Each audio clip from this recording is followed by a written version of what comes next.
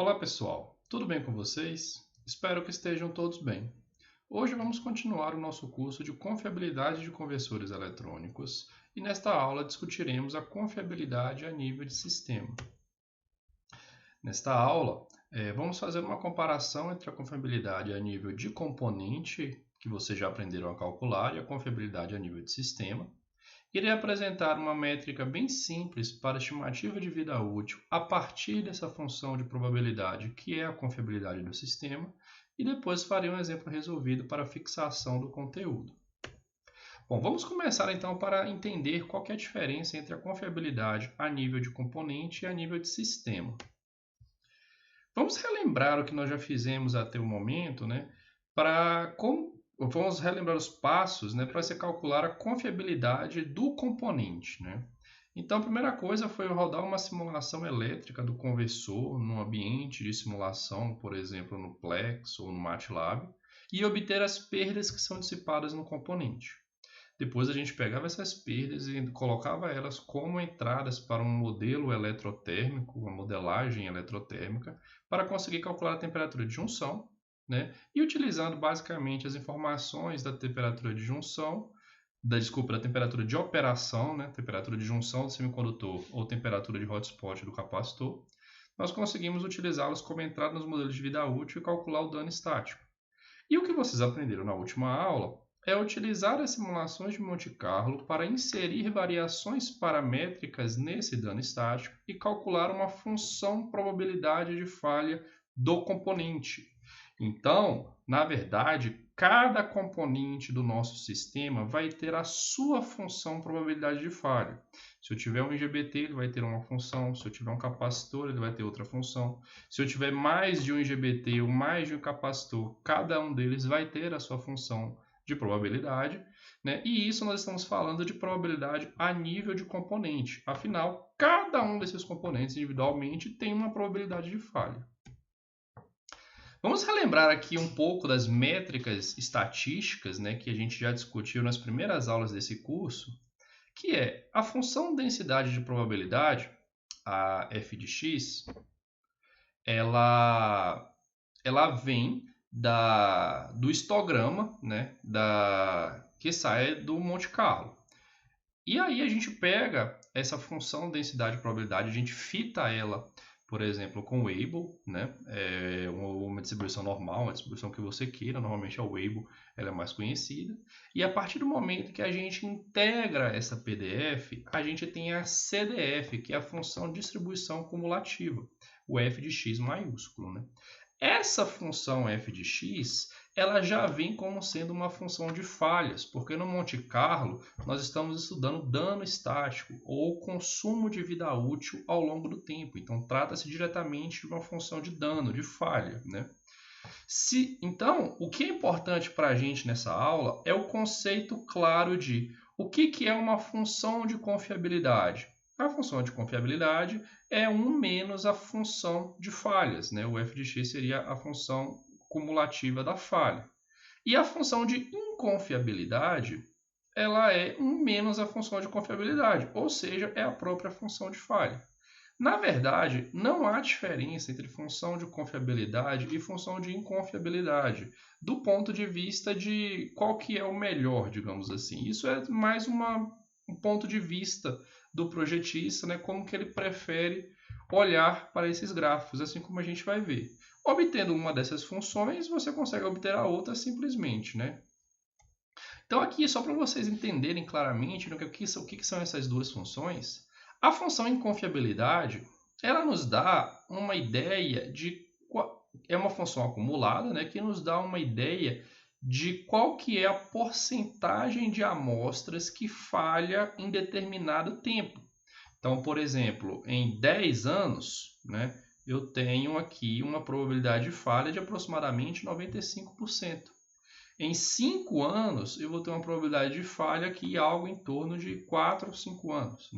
Então, esse eixo X aqui ele está em anos, mas poderia ser qualquer uma outra unidade de estudo da vida útil desse componente, que não fosse o tempo. Fosse números de ciclo de operação, números de Poderia ser tensão elétrica, alguma ideia de longevidade do estresse desse componente. A função de confiabilidade ela é o inverso. Ela vai me dar a porcentagem de amostras que não falhou ou que está em perfeito funcionamento, né, naquele instante de tempo. Ou seja, que ainda não atingiram o critério de falha. Por exemplo, em 5 anos, eu vou ter aqui cerca de 95% de amostras que não falharam ou que não atingiram o seu critério de falha. Perceba que esta função é complementar a essa. Então, se em 5 anos eu tenho 95% de amostras que não falharam na função confiabilidade, em 5 anos eu vou ter 5% das amostras que já falharam na função de confiabilidade, logicamente, né? Mas é bom que vocês tenham esses conceitos bem definidos, porque a gente vai precisar deles na aula de hoje. Tá, ok. Então, eu já sei que um conversor vai possuir diferentes componentes e que dentro desse conversor, que possui diferentes componentes, sejam eles semicondutores, capacitores, magnéticos, chips de circuito integrado, qualquer componente que componha o seu sistema interno, né? Eu ainda posso ter mais de um componente do mesmo tipo. Eu posso ter 4 ou 6 IGBTs, eu posso ter 8, 10, 4, 5 capacitores, mais de um número de indutores. E se eu sei que cada componente possui uma função de confiabilidade própria, né, a grande questão é como determinar a confiabilidade a nível do sistema, o sistema como um todo, né? A primeira pergunta que a gente precisa responder é como que esse sistema falha? Ele tem componentes, cada componente tem a sua função de probabilidade de falha, mas como que esse componente falha? Se um componente falhar, todo componente falha, ele precisa que um ou mais componentes falhem para ele falhar.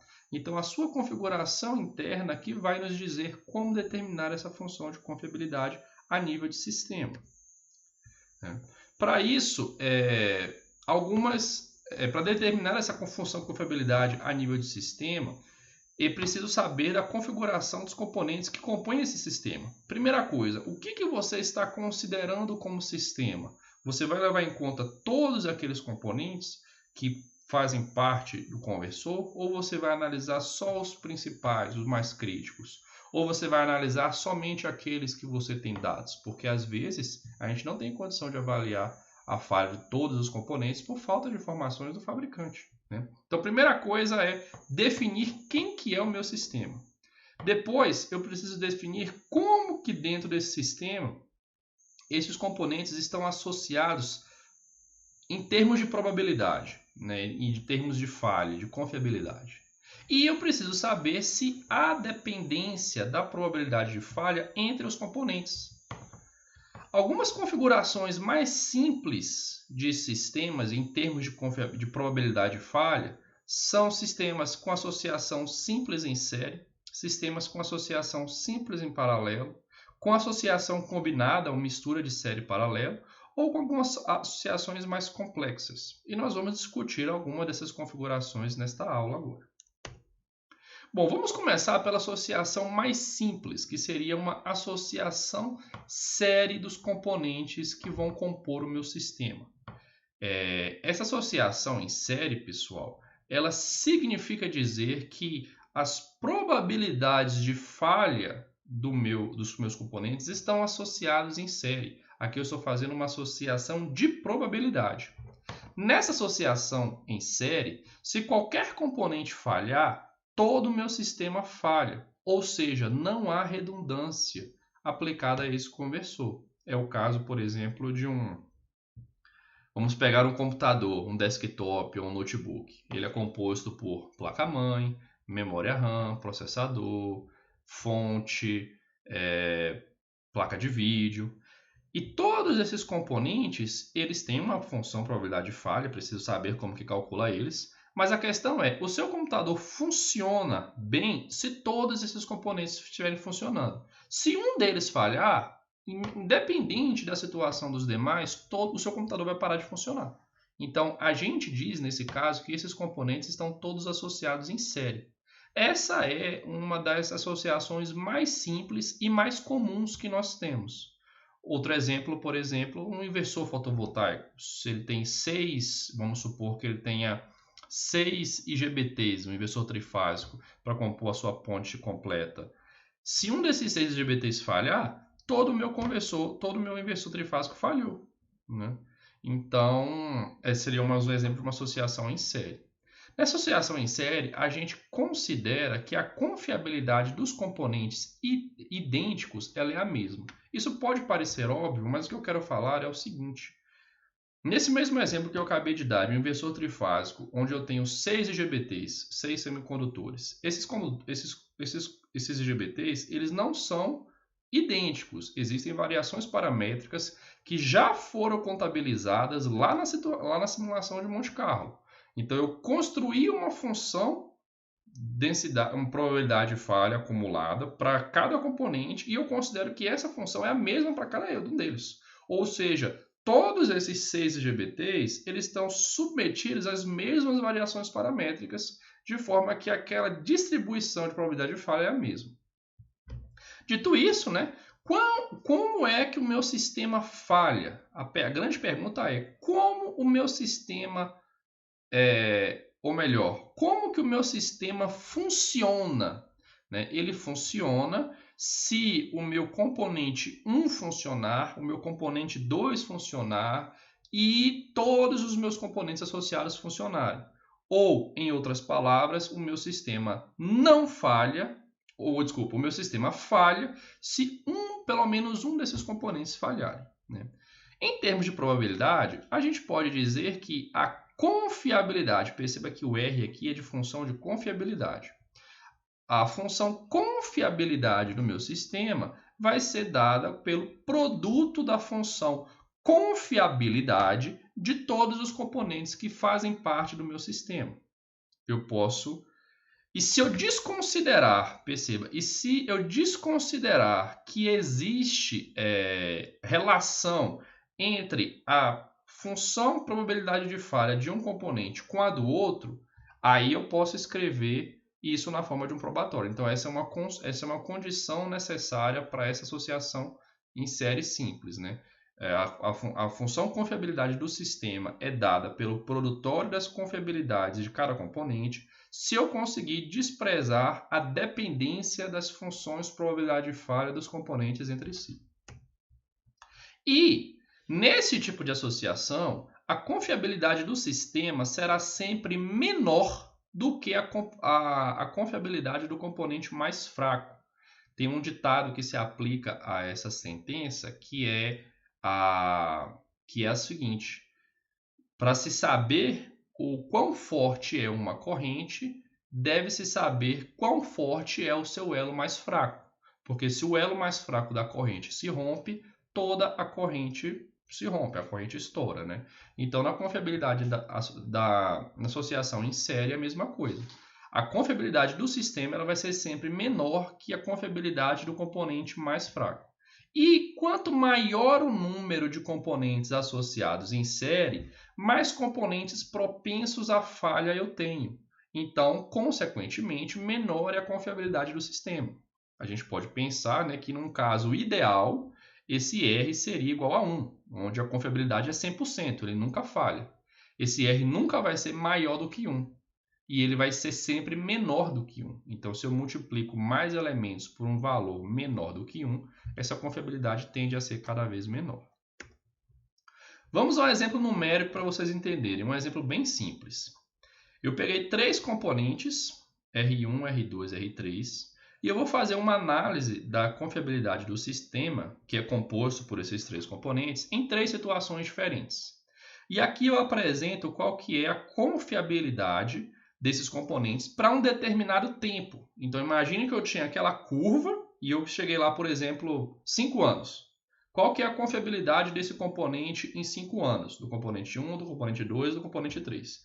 Para um tempo de operação específico. Bom, então eu cheguei aqui no primeiro exemplo que a confiabilidade do primeiro componente é 0,7 ou 70%, a do segundo é 80% e a do terceiro é 90%. Se eu multiplico esses 3 caras, eu tenho a confiabilidade a nível de sistema. Deixei mais outros 2 exemplos aqui, vocês podem pausar este vídeo e fazer esse produto simples para vocês conferirem este resultado. De posse desse valor de confiabilidade, que é calculado por esse produtório, eu posso calcular qual que é a inconfiabilidade desse sistema. Lembrando que a inconfiabilidade é 1 menos a confiabilidade, né? Então, se eu calculei a confiabilidade do sistema, eu consigo determinar o seu valor de inconfiabilidade. Isso é para um ponto, mas essa regra se aplica para todos aqueles pontos daquela curva. Então, eu posso fazer um produto ponto a ponto e obter qual que é a minha função probabilidade de falha acumulada do sistema, e a partir dessa função eu determino qual que é a função inconfiabilidade de falha do sistema. Agora, vocês podem se perguntar o seguinte: e se eu fizer o processo contrário? Eu estou trabalhando aqui com confiabilidade, né? Afinal, a confiabilidade do sistema é o produto da confiabilidade dos individuais, dos componentes individuais. Mas e se eu não tiver o valor das confiabilidades, mas sim tiver o valor das inconfiabilidades? Vamos pegar este exemplo aqui para o mesmo caso. Perceba que aqui eu tinha uma confiabilidade de 0,7 para este componente em 10 anos, então a inconfiabilidade dele é 0,3, porque a inconfiabilidade é 1 menos a confiabilidade. Mesma coisa para o 2, mesma coisa para o 1. Então eu posso considerar que a inconfiabilidade do sistema também é o produto das inconfiabilidades individuais? Se eu multiplicar 0,3 por 0,2 por 0,1, eu vou chegar num valor igual a 0,006 de inconfiabilidade. Isso sugere uma confiabilidade do sistema de mais de 99%, o que não é verdade. A gente viu que a confiabilidade dele é de aproximadamente 50%. Então, eu não posso considerar a inconfiabilidade como um produtório direto das inconfiabilidades individuais, né? Eu não posso fazer isso. O correto a se fazer é partir da expressão do produtório de confiabilidade. Se você substituir a confiabilidade aqui a nível de componente por 1 menos a inconfiabilidade a nível de componente e abrir este produtório, você vai chegar nessa equação, que é a equação correta. A partir dessa equação, que é 1 menos o produtório de 1 menos as inconfiabilidades, você consegue determinar qual que é a confiabilidade do sistema. Então, você pode calcular as funções de confiabilidade e inconfiabilidade tendo as confiabilidades individuais ou as inconfiabilidades individuais. Esta é a forma correta. Só para ilustrar aqui para vocês, eu tenho uma curva, na verdade são várias curvas aqui, que relacionam a confiabilidade a nível de componente com a confiabilidade a nível de sistema para cada vez mais componentes idênticos associados. Então vamos supor que eu tenha 2 componentes idênticos. Vamos supor que a confiabilidade deles quando a confiabilidade desses caras a nível de componentes seja igual a 0,4, eu faço 0,4 vezes 0,4 dá 0,16, né? Então, à medida que eu aumento essa minha confiabilidade, eu tendo a aumentar a confiabilidade do sistema. Isso, ok. Só que à medida que eu aumento o número de elementos que vão fazer parte desse reprodutório, a minha confiabilidade a nível de sistema ela vai se tornando cada vez menor, né? Então, se para 2 elementos em 70%, se eu tiver 2 elementos com confiabilidade a nível de componente em 70%, a minha confiabilidade do sistema é 50%. Se eu tiver 3, ela já cai para menos de 40%. Se eu tiver 10, eu já caio aqui na faixa aí de 2, 3%. Né? Isso também está representado nessa tabela aqui. Eu considero que são componentes idênticos, né? Então, se eu tenho um componente, a confiabilidade do sistema acaba sendo idêntica à do componente, de 95%. Se eu tenho 2, isso já cai para 90%, né? Isso vai decaindo. Se eu tenho 10 componentes, isso já caiu para cerca de 60%. E quanto menor for esse valor, mais isso vai decair. Vamos agora, então, estudar a associação simples em paralelo, que seria algo dá para a gente fazer uma associação direta com o série e o paralelo, né? E aqui eu vou ter vários componentes no meu sistema. Eles não estão eletricamente associados em paralelo, pessoal. Não é isso que eu estou falando. Eu estou dizendo que, em termos de probabilidade, eles estão associados em paralelo. Isso quer dizer que, aquela pergunta importante a se fazer, quando é que o meu sistema falha em uma associação em paralelo? Ele falha quando todos os componentes falharem. E quando é que ele funciona? Quando é que o meu sistema consegue operar? Ele vai conseguir operar quando pelo menos um componente estiver funcionando. Então perceba que na associação simples em série, o meu sistema funcionava quando todos os componentes funcionavam. Então a confiabilidade do meu sistema era o produtório das confiabilidades individuais. Aqui o meu sistema falha quando todos os componentes falharem. Então, a minha função inconfiabilidade é o produtório das inconfiabilidades individuais. Aqui eu posso fazer o mesmo raciocínio que eu fiz anteriormente, né? E se eu tenho as funções inconfiabilidades do componente, fica fácil calcular a inconfiabilidade do sistema. E tendo a função inconfiabilidade do sistema, eu consigo calcular a função confiabilidade, 1 menos inconfiabilidade. Mas se eu tiver só as funções confiabilidades, eu posso utilizar esse produtório aqui para calcular a função confiabilidade do sistema de forma direta. É a mesma análise, tá? Até recomendo vocês a refazer aquele exercício, mas considerando agora que os elementos estão todos em paralelo para vocês conferirem essas duas equações. Na associação em paralelo, pessoal, a confiabilidade do sistema agora ela será sempre maior do que a do componente mais forte. E quanto maior o número de componentes, maior a confiabilidade do meu sistema. Perceba que aqui eu estou trabalhando com o conceito de redundância. Eu estou tentando colocar mais componentes no meu sistema, de forma que se um falhar, eu vou ter outros que vão substituir a operação dele e o meu conversor vai continuar funcionando. Isso, apesar de ser bom do ponto de vista de confiabilidade, isso deixa o meu conversor cada vez mais complexo e aumenta muito o seu custo, pode aumentar o seu volume também, então esse nem sempre é uma estratégia interessante. Mas em alguns casos, onde a confiabilidade é o aspecto a ser priorizado, como por exemplo em aplicações aeroespaciais, ou em algumas aplicações com conversores modulares multinível, onde eu tenho uma grande quantidade de submódulos, e se eu deixasse individualmente e se um falhasse, eu poderia perder todo o meu conversor. Então pode ser interessante eu trabalhar com redundância nesses casos, tá?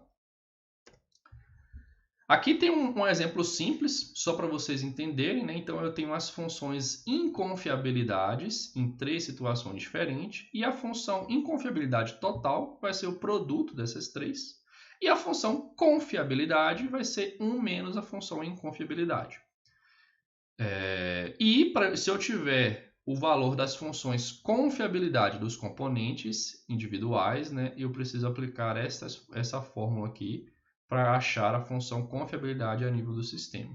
Então, só um exemplozinho, depois vocês pausam o vídeo e conferem esses valores. Aqui tem a mesma análise, só que agora a gente percebe que, à medida que eu aumento o número de componentes associados em paralelo, eu tendo a aumentar a confiabilidade a nível do sistema, né? Então, aqui se eu tinha uma confiabilidade de aqui é a função confiabilidade, né? Então, se eu tinha uma confiabilidade de 0,4 no componente, de 40%, isso me dava aqui cerca de 65% de confiabilidade a nível do sistema. Se eu tiver com 3, eu já vou para perto de 80%. Se eu tiver com 6, eu já passo de 90%, né? Isso é o que a gente também consegue ver através dessa tabela. À medida que eu aumento o número de componentes, eu aumento a confiabilidade do sistema. Afinal, mais componentes vão precisar falhar para que o meu sistema inteiro falhe. Lembrando, mais uma vez, que isso vai implicar em complexidade, custo, aumento de volume. Tem que se avaliar realmente a necessidade dessa redundância no seu conversor. A associação combinada nada mais é do que um mix da associação série e paralelo. Porque os sistemas mais complexos, pessoal, eles vão envolver associações em série e paralelo. Eu vou ter, por exemplo, vamos pegar o exemplo de um conversor modular multinível que eu tenho vários submódulos. Eu posso ter submódulos sobressalentes, né, redundantes, mas talvez um capacitor do barramento de entrada do meu conversor eu não precise aplicar redundância nele. Ou em outra situação, eu preciso de ter chaves sobressalentes, mas eu não preciso de ter um número de capacitores sobressalentes, porque eu acho que o capacitor não é muito crítico, mas as chaves são críticas. Então eu posso ter uma mistura, eu posso ter uma associação combinada. E a forma de resolução dessa associação é muito simples. Nós vamos dividir essa associação em subsistemas e vamos resolver os subsistemas de forma isolada. Por exemplo, vamos pegar esse exemplo aqui. Ó. Eu tenho um componente R1 associado com uma associado em série com uma associação em paralelo de 3 componentes R2, associado em série com N componentes, com N componentes. Né?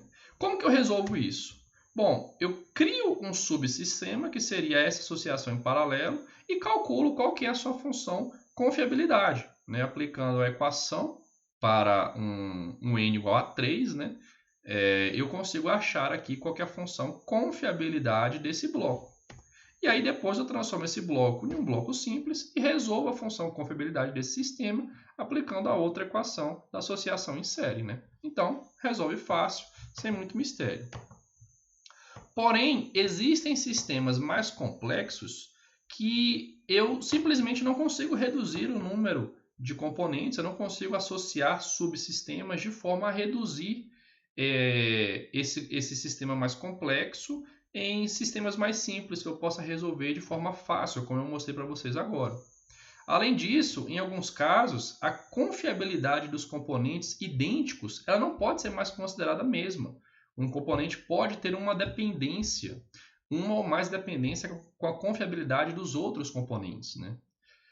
Ou uma outra situação que pode acontecer nesses sistemas mais complexos é que, para o meu sistema funcionar, eu preciso de um número mínimo de componentes em série ou um número mínimo de componentes em paralelo. Então, o meu sistema eu preciso de 3 chaves funcionando e eu vou ter 5 chaves, 2 sobressalentes.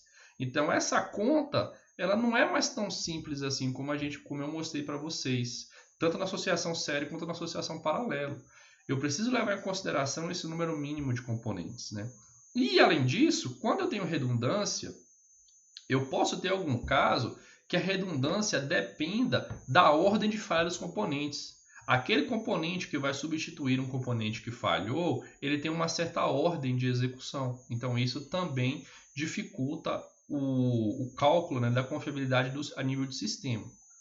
Para todos esses casos que eu mencionei, existem metodologias já difundidas, já conhecidas para a solução desses problemas, mas está fora do escopo dessa disciplina, desta aula. Basicamente, na grande maioria dos exemplos que nós vamos trabalhar, dos exemplos que vocês vão trabalhar, a associação em série resolve. Em casos muito específicos, onde há redundância, uma associação em paralelo ou talvez uma combinação simples entre eles. Mas se vocês sentirem necessidade de buscar alguma metodologia mais complexa, eu sugiro a leitura dessa referência aqui.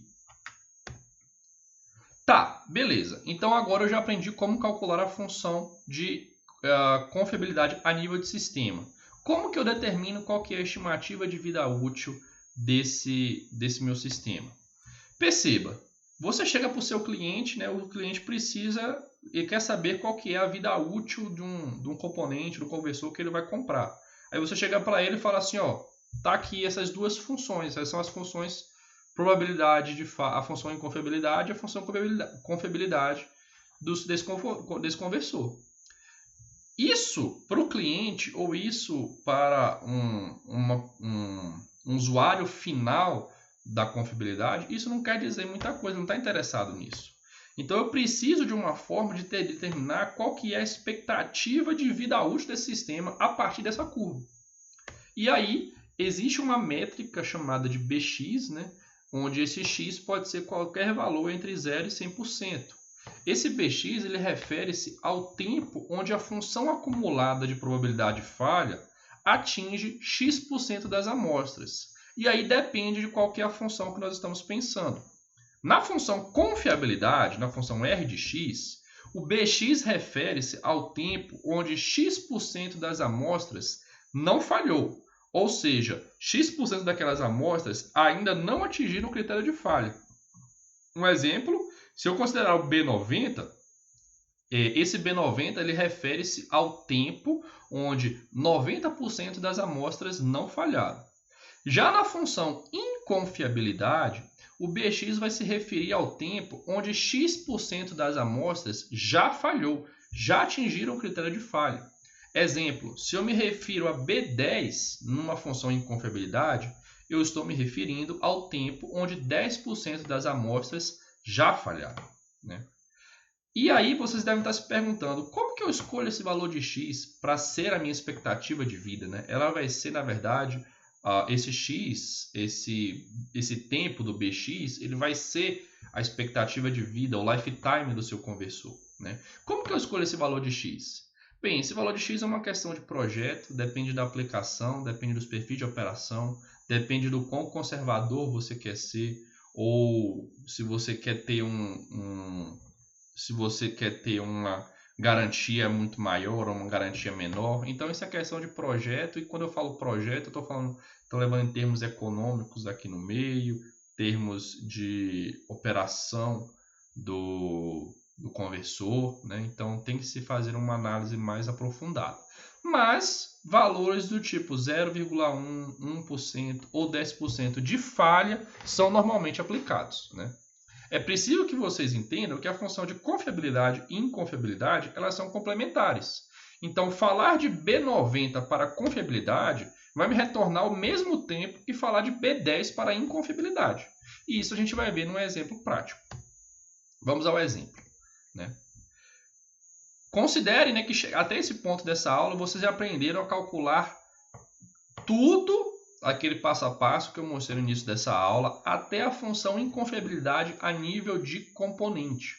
Então, a figura ao lado representa essas funções de inconfiabilidade de um IGBT em azul e de um capacitor em vermelho, de um inversor fotovoltaico trifásico, para um certo perfil de operação anual. Então, eu tinha um perfil, calculei a função de confiabilidade do IGBT e do capacitor operando sobre esse perfil para um ano, né? Considerei que esse ano se repete até o final da vida útil dos componentes, né? E eu sei que por ser um IGBT trifásico, por ser um inversor trifásico, esse conversor ele possui 6 IGBTs e eu estou informando que o seu barramento CC é composto por 8 capacitores, independente se eles são associados em série ou em paralelo, os capacitores. Aqui eu estou pensando no número de componentes do componente capacitor, tenho 8, né? A partir disso, determine a função de confiabilidade e inconfiabilidade do sistema como um todo, considerando que o sistema é composto só por esses componentes, IGBTs e capacitores.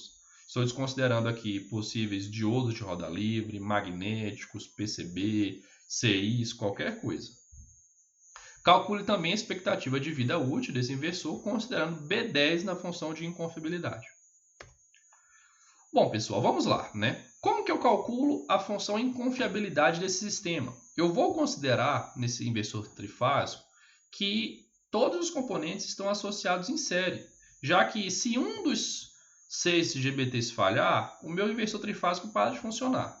E se um dos meus 8 capacitores parar de funcionar, eu posso não ter mais a capacitância mínima do meu barramento, que também representa um critério de falha. Então, eu considero que esses 14 elementos estão associados em série. Mas, quando eu faço esse produtório, eu tenho 6 GBTs cujas funções de confiabilidade são idênticas. Então, eu posso separar aqui e elevar a sexta. E eu tenho 8 capacitores cujas funções de probabilidade individuais também são idênticas. Então, eu posso elevar a oitava aqui. Dito isso, eu consigo calcular qual que é a função inconfiabilidade a nível de sistema. E a função confiabilidade vai ser o complementar dela, né? 1 menos a função inconfiabilidade. Quando eu ploto isso, né, eu tinha aqui as curvas em azul e em vermelho do capacitor e do IGBT. E agora, na função inconfiabilidade, eu tenho aqui em amarelo a função inconfiabilidade do sistema.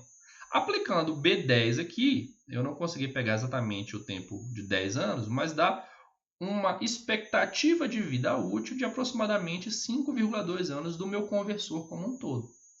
Se eu faço essa análise aqui para a função confiabilidade, eu, em vez de aplicar o B10, eu preciso aplicar o B90, né, que me retornaria esses 5,2 anos.